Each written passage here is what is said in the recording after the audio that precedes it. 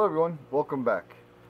In this video I'm going to show you how to heat treat a piece of metal and to make yourself a little backyard forge. I have a previous video that I did where I used some bricks and did it in the ground with a heat gun, shooting the air into it. This is just on a smaller gauge, okay? And what you're going to need for this is one of these small little mattress pumps, just battery operated. It comes with these attachments. I have a little piece of 1/2-inch rubber hose. You're going to need some regular charcoal briquettes. You're going to need a metal coffee can. I have a couple pieces of copper fittings, just whatever I had laying around. Okay, this is just 2 pieces with a connection. It could be one solid piece. In this, we're going to drill some holes right here for the air to come out, and just have a hole in the can. Just slip this through, and you're going to just put this little fitting on here, and then this is going to go in here. Make sure that this isn't too close to this because it gets pretty hot. And then you'll put this on here with your charcoal in here. The holes will be in this piece of copper down there. Fill this up with charcoal, light it up, and turn it on. There's probably some dust going to come flying out of there, but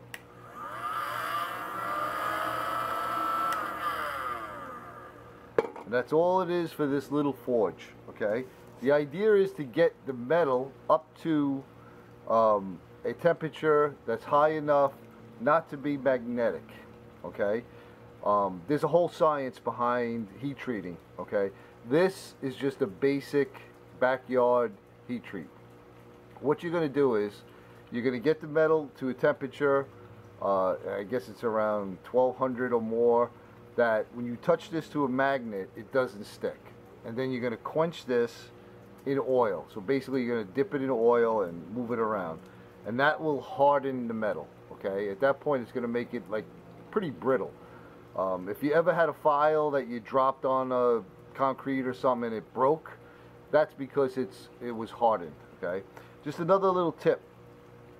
Usually this part of the file isn't hardened, okay? So if you're going to make a fire striker, flint and steel fire striker, out of a file, the top part, okay, is usually softer than the rest of the file. So if you break apart the file towards the bottom, that whole thing's going to be hard. If you break it off towards the top, just be aware that this top edge here and the tang is not going to be hard, all right? It won't throw sparks. Now this was something I'm going to finish on another video in the future, but this is the top of a file. This was made into a fire striker, flint striker, and this was just left to air cool. When it's left to air cool, it's not hardened anymore. So let me show you.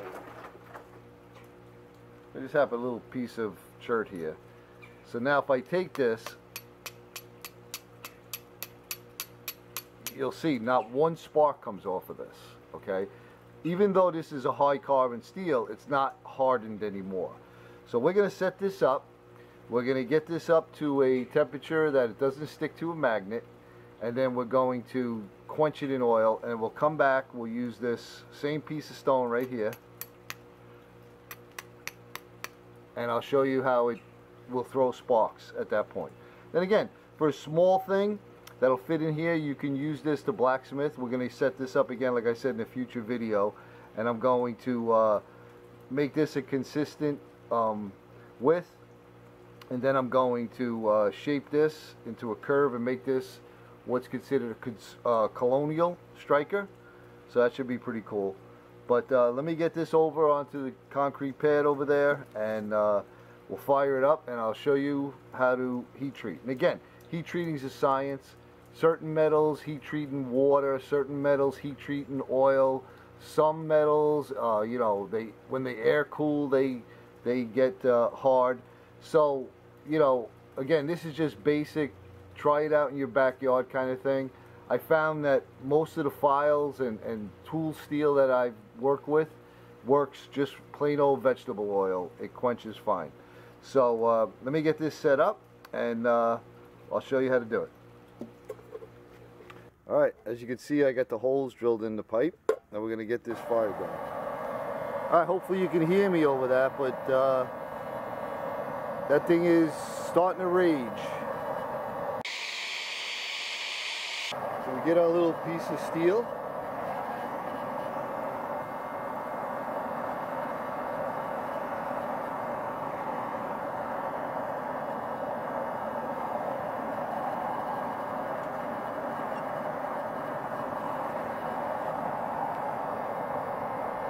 Let that get hot.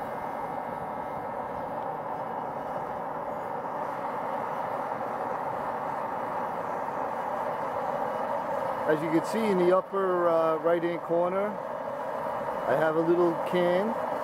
It's got some oil in it. And then on this log right here is a magnet.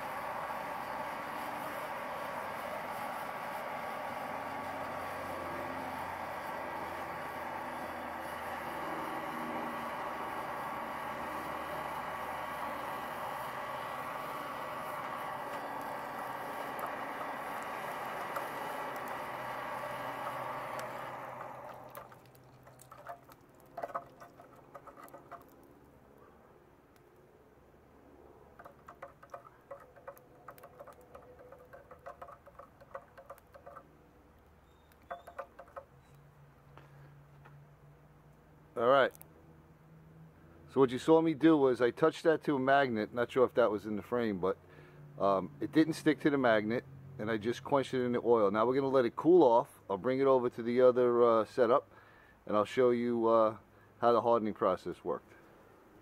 Alright, we're back. So here we have the piece that we just heat treated, and I just ground down the edge, so we have a nice flat edge, semi-flat edge on that side.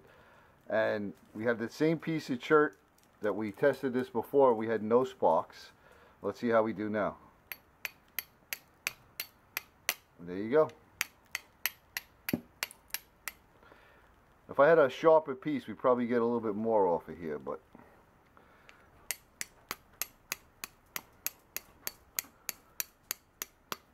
those are the kind you want. I don't know if you noticed, they lit up and they kind of stayed lit, and they were red. Those are the perfect sparks for catching. So basically, what we did was we made a little mini forge out of a coffee can and an air mattress pump, right? And some regular charcoal. You don't need coal. You don't need any fancy equipment. You know, you could have a little anvil that you buy at Harbor Freight, like I had in one of my other videos, and you'll see coming up in one of my future videos. And you could do a little blacksmithing in your backyard. It's pretty easy. It doesn't take a lot of time, and it's fun to do.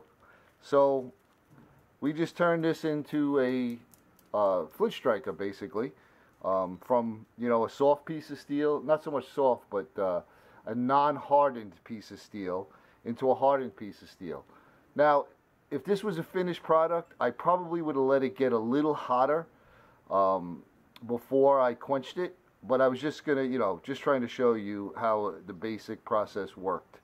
The hotter you get it, the more, from what I've learned, I could be wrong, you get it, it gets a little bit hotter, you'll get a little bit more of a hotter spark off of it. But it does work. You saw it work right there, and it's pretty easy to do. So there you go. That's how I do stuff. Thanks for watching, everyone. Hope you're having a great day.